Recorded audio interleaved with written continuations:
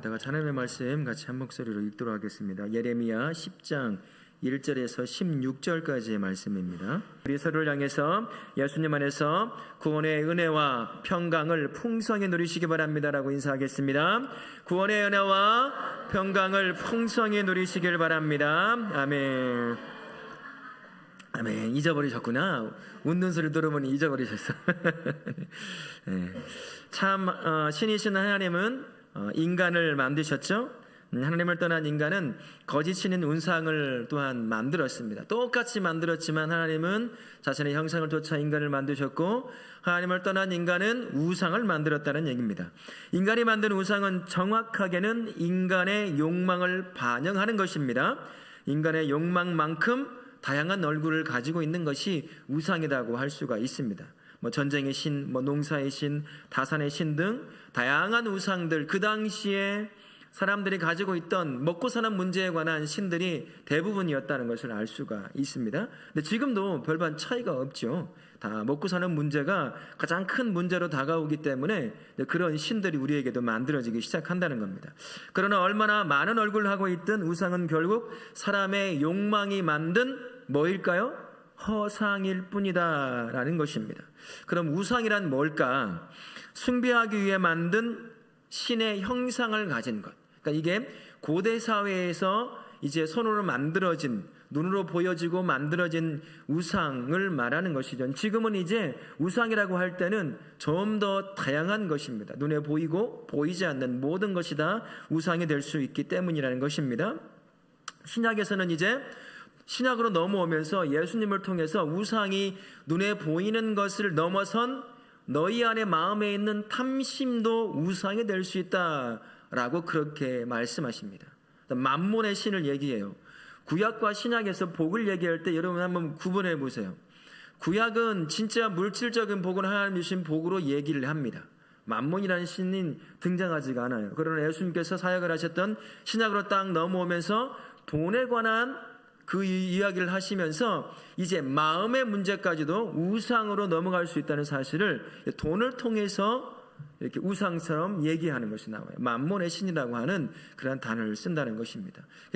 구약과 신약에서 복을 얘기할 때 항상 양면성을 가지고 있다는 것을 기억하셔야 돼요. 그러니까 물질에 관한 복을 얘기할 때 구약만 인용해서는 안 된다는 겁니다. 신약에서 예수님이 돈 가지고 너 하나님의 복을 많이 받았다라고 하신 적 한 번도 없어요.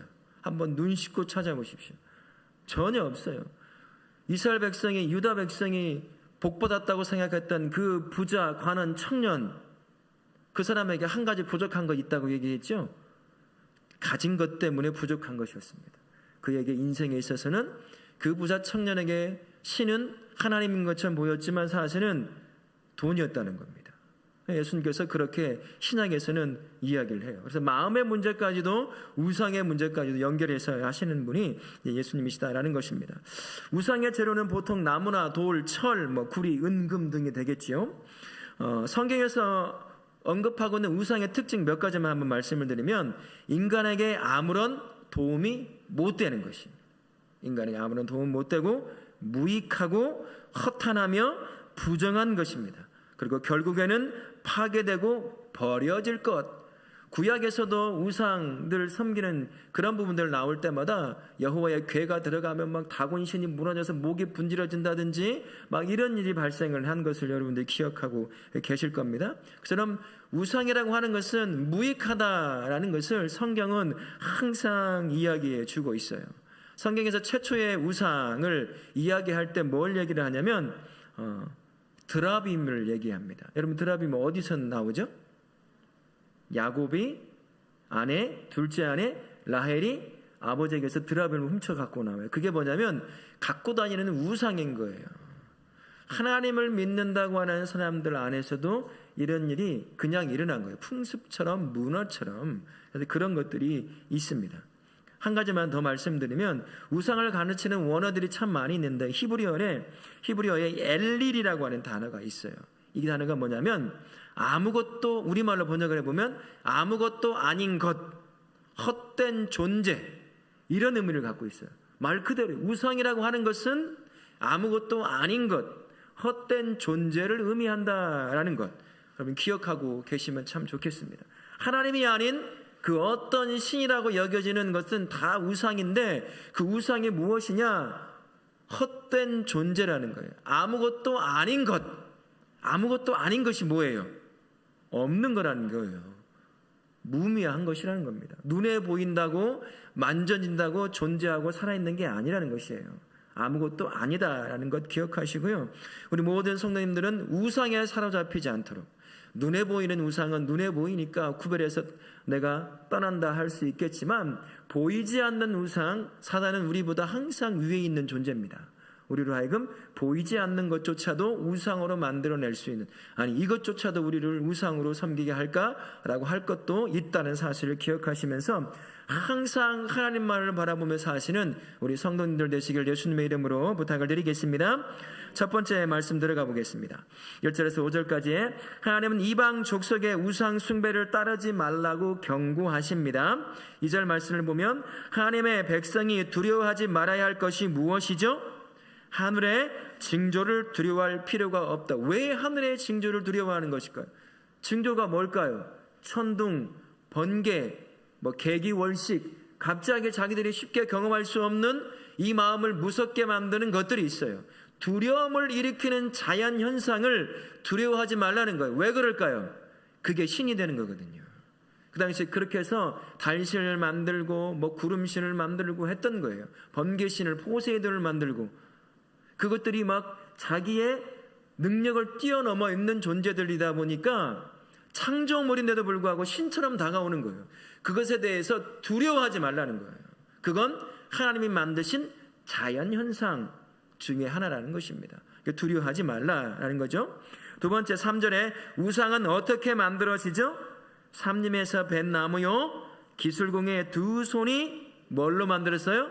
도끼로 만들었어요. 우상은 사람에 의해서 만들어진 겁니다. 근데 사실 눈에 보이지 않는 우상도 사람이 만든 것과 같아요.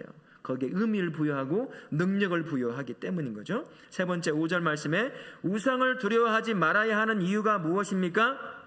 둥근 기둥 같아서 말도 못하고 걸어다니지도 못하고 사람이 메어야 하고 화나 복을 주지도 못해요. 우상이 신이라고 한다면 지가 알아서 걸어다니고 뭔가 해줘야 되는데, 우상 옮긴다 그러면 자기가 메고 다녀야 돼. 사람이 이게 무슨 신이에요? 아무것도 아니죠. 입을 만들어놨는데 말도 못해요. 귀는 만들어놨는데 듣지도 못해요. 눈은 만들어놨는데 보지도 못해요. 손은 있는데 만져주지도 못해요. 위로하지도 못해요. 우리를 아무것도 아니다라는 것입니다. 우상은 하나님을 찾지 못하는 그런 사람들의 영적인 눈이 가려졌을 때 이 안에 숨겨져 있는 하나님이 주신 종교심 때문에 만들어져요. 그래서 자연 만물이 우르릉 쾅쾅 하면 그것을 두고 신인 것처럼 거기에 놀라지 말라는 거예요. 그걸 신처럼 섬기지 말라는 겁니다. 우상을 섬기는 사람, 대부분의 믿지 않는 사람들은 영의 눈이 가려져 있기 때문에 그런 것들을 가지고 우상을 만든다라는 것입니다. 우상은 아무것도 아니고 살아있지도 않지만 사단은 그 우상을 통해서 사람을 미혹시킬 수 있다라는 겁니다. 미혹시킬 수가 있어요. 죽은 신처럼 보이는 것이지만 사단이 그 안에 역사를 할 수가 있어서 그 보여지는 거 만져지는 우상을 통해 이 안에 두려움과 걱정과 근심을 몰아넣어요. 여러분 절간 가다 보면 문이 있어요. 출입문이 있어요. 거기에 뭐가 있는지 아셔요? 기억나세요? 아우, 한 번도 안 가시는구나 절간에. 좋은 산에는 다 절이 있는데 그 문에 양쪽에 무서운 신들이 막 눈을 부릅뜨고 칼 들고 있어요. 왜 그럴까요? 겁을 주는 거예요. 사단이 눈에 보이고 만져지는 것, 물건 같지만 그것을 통해서 우리로 하여금 내면의 이 심리적인 것, 영적인 부분에 겁을 주는 겁니다. 그래서 거짓 신을 믿게 만드는 것입니다. 두려워할 필요가 없다는 거예요. 그래서 우리 성도님들은 그런 것에 미혹되지 않도록 항상 분별력을 가질 수 있어야 됩니다. 지금은 눈에 보이는 것들은 다 구별해낼 수 있다라고 말씀하실 수 있지만 보이지 않는 것, 심지어 눈에 보이는 것들도 우상으로 데리고 있으면서도 모르는 경우가 있어요. 대표적으로 자식이 우상이에요. 지금 우상된 자식 때문에 지금 교계가 완전히 교회가 아니라 교육계가 완전히 무너졌잖아요. 지금 다 자식 우상들을 섬기고 있거든요. 자식 앞에는 부모 아무도 없어. 그냥 선생이고 모시고 없어요. 그냥 다 무너져 버리더라고요. 자식도 우상이 될 수가 있어요. 돈만 우상이 아니라 건강도 우상이 되고 뭐든지 우상이 될 수 있다는 걸 기억하시고, 성령 하나님께서 주시는 분별력을 통해서 그런 것들이 우상이 되지 않도록 하나님만 앞세우도록, 하나님보다 앞서는 모든 것, 앞서는 것이 도대체 무슨 의미냐? 내가 무엇인가를 결정할 때 하나님보다 먼저 기억나고 그것이 인생의 방향을 틀게 만든다 하면 그건 100% 우상인 거예요. 그게 무엇이든 간에 우상입니다. 하나님과 앞서는 것은 무엇이든 우상. 근데 우리는 잘 모를 때가 있어요. 당연한 것처럼 그렇게 세상 사람들이 살아가니까 똑같이 살다 보니까 그대로 쫓아갈 때가 있다는 것입니다. 그래서 분별력이 필요해요. 성령 하나님의 분별력을 통해서 우상을 분별해내는 우리 성도님들 되실 수 있길 바라겠습니다. 첫 번째 나눔을 한번 들어가 보죠.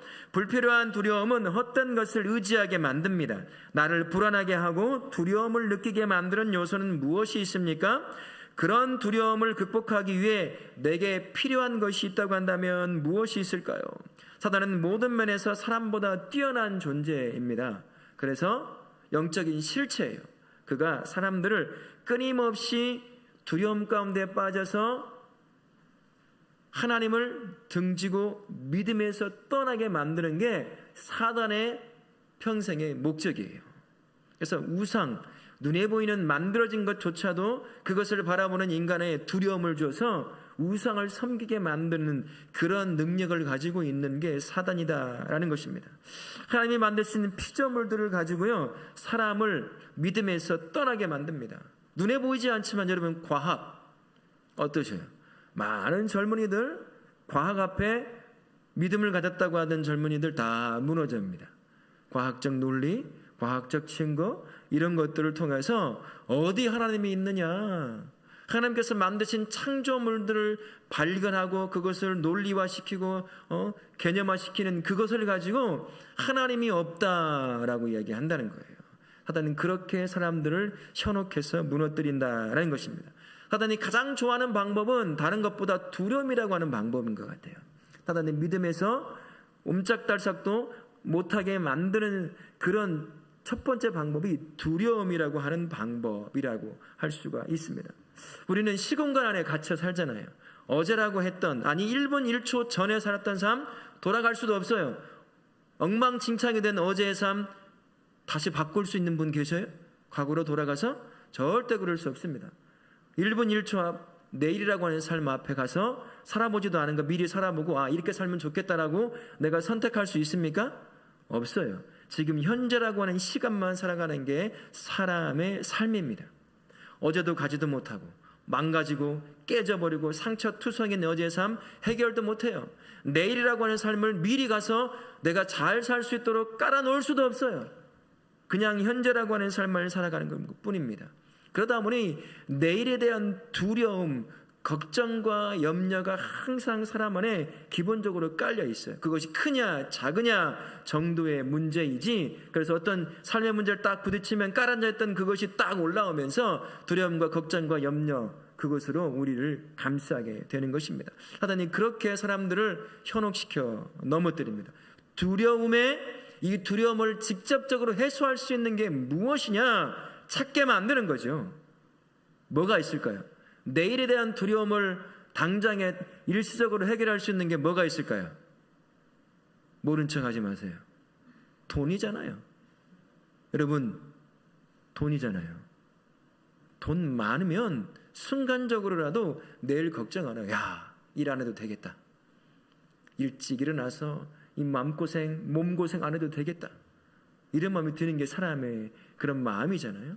그런 거예요. 그래서 하나님이 보이지 않는 하나님을 의지하고 찾게 하는 것이 아니라 당장에 이 두려움과 걱정과 염려를 짓누를 수 있을 만한 것을 찾아가는 거예요. 그게 돈이 될 수도 있고 건강이 될 수도 있고 뭐든지 다 될 수 있다라는 것입니다. 그래서 사단은 이 두려움을 가장 많이 이용합니다. 목사라고 장로라고 권사라고 집사라고 소용이 없어요.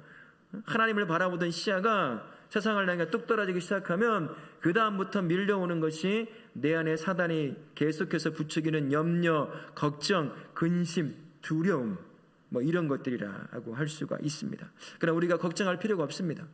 예수님께서 창세기 3장 15절에 예언되어 있던 그 예언을 그대로 십자가에서 이루셨어요. 예수 안에 있는 그 어떤 성도도 사단이 생명을 앗아갈 수가 없습니다. 영원한 생명에서 우리를 영원한 죽음으로 끌어갈 수가 없어요. 겁만 주는 겁니다. 두려움에 떨어서 하나님을 등지고 떠나게 만드는 거예요. 그 결정을 누가 하느냐? 저와 우리가 하는 거예요. 겁만 먹지 않으면 된다는 겁니다. 내가 어디 안에 있느냐? 누구 안에 있느냐? 사단을 이미 정복해버린 예수 안에 있고 그분이 내 안에 계시다는 사실을 항상 염두에 두면 나를 끊임없이 무너뜨리려고 하는 사단의 계략 중에 하나는 두려움, 염려, 걱정, 근심, 그것이 이겨나갈 수가 있는 것입니다. 기도하실 때 하나님 내 안에 그것이 나를 지배하지 못하게 만들어 주십시오 라고 기도할 수 있어야 한다는 겁니다. 로마서 8장 35절에 이렇게 말씀하십니다. 누가 우리를 그리스도의 사랑에서 끊으리요? 환난이나 곤고나 박해나 기근이나 적신이나 위험이나 칼이랴. 그 어느 것도 그리스도 예수 안의 사랑에서 우리를 끊을 수 없다라고 말씀을 하십니다. 이게 사실이고 이게 진리입니다. 사단은요, 묶여져 있는, 끊을 수 없는 쇠사슬로 묶여져 있는 사자와 같은 존재입니다. 아무리 사자가 묶여 있어도 그 옆에 가면 여러분 겁나요? 겁 안 나요? 옆에 가서 어깨동무하면 사진 찍을 수 있으셔요? 못 찍어요. 묶여져 있다 할지라도. 사단이 그러한 존재예요. 아무리 예수께서 이미 그의 머리를 짓눌러 죽였다고 하더라도 여전히 사단입니다. 우리보다 뛰어난 존재예요. 그러니 우리가 겁은 먹을 수가 있어요. 연약한 존재이기 때문에. 그러나 그가 우리를 해칠 수 없다는 사실을 기억하시고요. 그 예수 그리스도 안에 있는 나를 누구도 해할 수 없다는 사실을 기억하고 이 한 주간 사실 수 있기를 바라겠습니다. 두 번째 나눔을 한번 보시겠습니다. 우상은 하나님을 믿지 않는 사람이 두려움을 물리치고 욕심을 채우려고 만든 자구책입니다. 눈에 보이고 손에 잡혀서 가장 확실한 것 같지만 실상 뭐예요? 헛된 것이다. 사람들이 의지하는 우상이 무엇일까? 우상은 하나님으로 채워지지 않는 삶을 채우고자 하는 사람의 몸부림의 결과다라고 할 수가 있을 것입니다. 우리는 다 하나님의 형상으로 만들어졌어요. 예수님 안에 있는 사람이든 예수님 밖에 있는 사람이든 모든 사람은 다 하나님의 형상으로 만들어졌습니다. 이 말은 무슨 말이냐? 하나님으로 채워질 때 진정한 만족을 얻을 수가 있어요. 이 안에 있는 육신의 욕심, 죄의 욕심을 짓누르고 하나님만으로 만족할 수 있는 게 사람이라고 할 수 있는 겁니다. 하지만 여전 사람은 하나님을 찾지가 않잖아요. 하나님을 찾지 않아요. 그분으로 만족하려고 하지 않습니다. 그러다 보니 눈에 보여지고 자신의 만족을 채울 만한 것들을 찾아 헤매게 된다라는 것입니다. 그게 무엇이든 간에 찾았다라고 하고 손에 쥐고 먹으면 만족하면 좋겠는데 일시적으로 만족을 주는 것 같지만 결국은 더 깊은 갈급함만을 주게 된다는 겁니다. 돈은 가지면 가질수록 더 갖고 싶은 게 돈이에요. 월급 올해 올랐어요. 내년은 안 올라도 돼 라고 할 사람 있을까요? 아무도 없어요. 올해 1억 벌었는데 내년에는 뭐 1억 똑같이 벌어도 상관없어요. 아니요. 한 명도 그런 얘기 안 하더라고요. 더 갖고 싶어지는 것이 이 우상과 같은 그러한 내 욕심이 반영된 것이라고 할 수가 있는 것입니다. 하나님보다 앞세우는 모든 것들이 다 우상이라고 생각하시고 그 모든 것이 내 안에 아무리 채워진다고 하더라도 결코 만족할 수 없다는 것 기억하십시오. 오직 하나님이 내 안에 채워질 때만 그때만 만족하는 거예요. 우리는 알고 있잖아요. 안 믿는 사람은 그렇다 하더라도 믿는 사람도 안 믿는 사람과 똑같이 하나님이 아니라 이 땅의 것으로 만족하고 자신의 욕구를 채우려고 한다면 안 되는 것이죠. 안 되는 것이죠. 우리 다원학교의 모든 성도님들은 하나님만으로 여러분의 삶을 만족하실 수 있기를 바라겠습니다. 그리고 우상이라고 하는 것은 아까 저 말씀드린 것처럼 보이는 것도 있지만 보이지 않는 것도 있다는 것을 기억하십시오. 자식도 그렇고 돈도 그렇고 또 뭐가 있을까요? 성공도 그렇고요. 건강도 그렇고 내가 좋아하는 운동도 우상이 될 수가 있어요. 모든 것들이 다 우상이 됩니다. 내가 좋아하는 일도 우상이 될 수가 있어요. 모든 것들이 다 우상이 돼요. 하나님보다 앞서는 모든 것은 다 우상이라는 사실을 기억하시고, 하나님, 내가 지금 우상처럼 섬기고 있는 것, 끌려가고 있는 것이 무엇이 있습니까? 나는 아닐지라고 생각하고 있는데, 주님, 내 삶을 이끌어가는 것 정말 하나님이신가요? 하나님 때문에 인생의 방향을 틀고, 하나님 때문에 멈추라고 하니까 멈추고, 하나님 때문에 하나님이 떠나라고 하니까 떠나고, 그러고 있는 삶을 살고 있나요? 아니면 하나님이 아닌 다른 것이 내 인생의 방향을 틀어가며 이끌어가고 있는 것은 없습니까?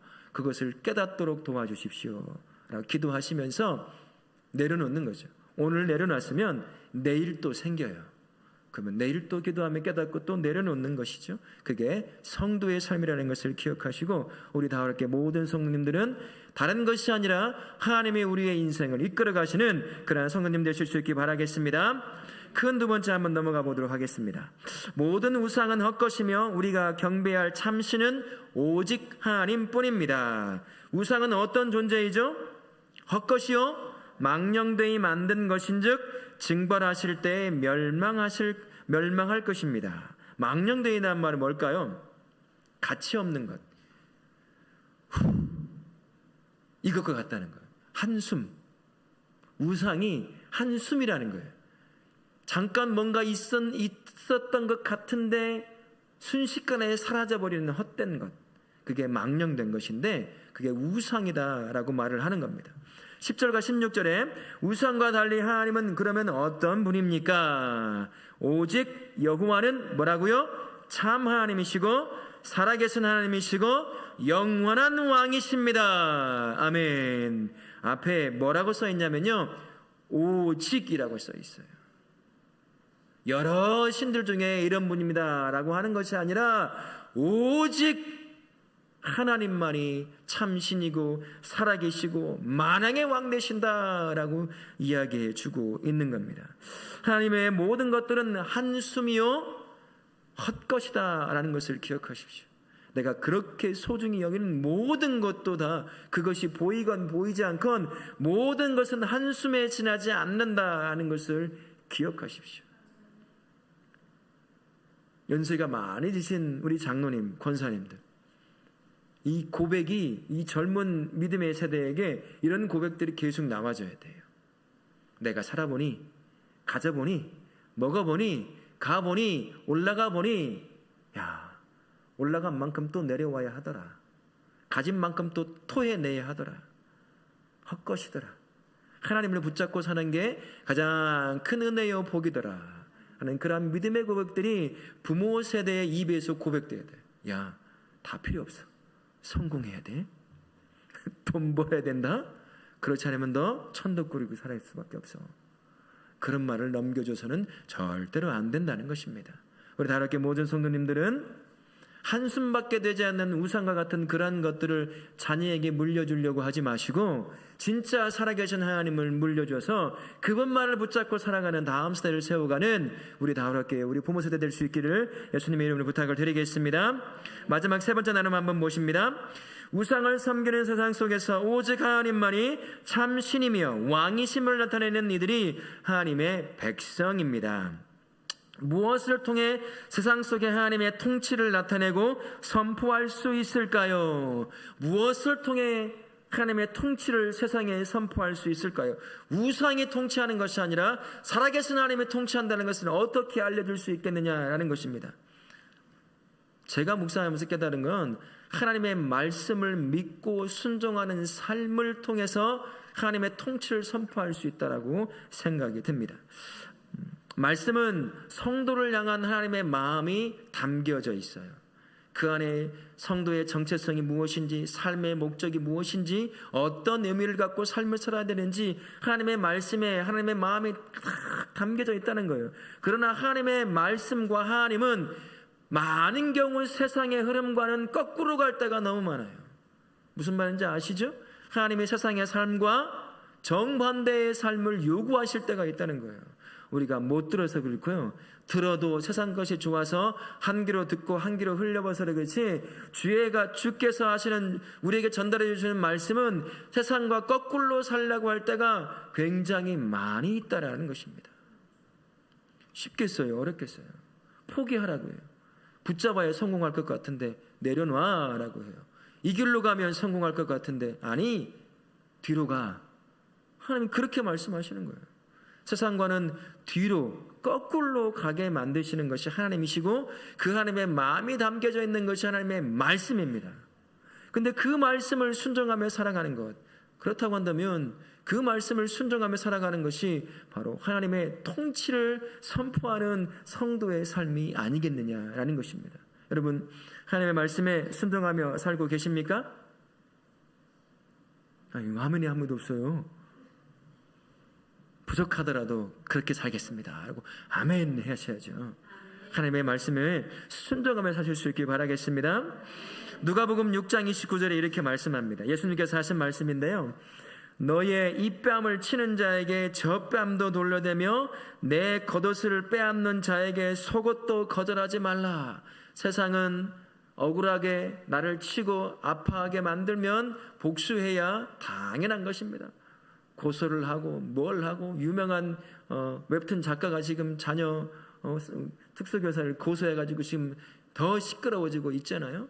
좋게 해결할 수 있는 것들도 그런 것이 세상 아니겠습니까? 근데 하나님께서, 예수님께서 그렇게 하지 말래요. 입밥 맞았잖아. 그러니까 입밥도 때려달라고 좀 하래. 여러분 중에서 입밥 맞고 입밥 때려달라고 하실 분 계셔요? 주먹 안 나간 게 다행이죠. 고소 안 하는 게 다행이잖아요.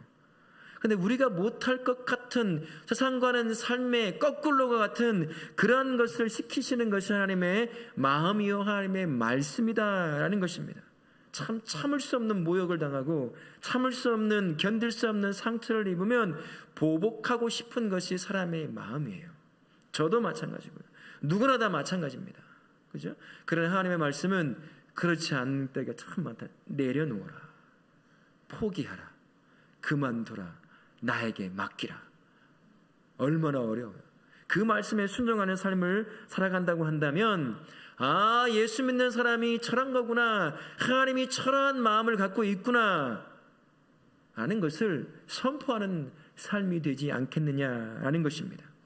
우리 다르게 모든 성도님들은 하나님의 말씀에 순종함으로 말미암아 이 땅은 죽은 우상들이 이끌어가는 땅이 아니라 전능하신 살아계신 하나님이 이끌어가는 그러한 통치하는 땅이라는 것을 말씀에 순종함으로 말미암아 선포하는 복된 우리 성도님들 되실 수 있기를 예수님의 이름으로 축원합니다. 아멘.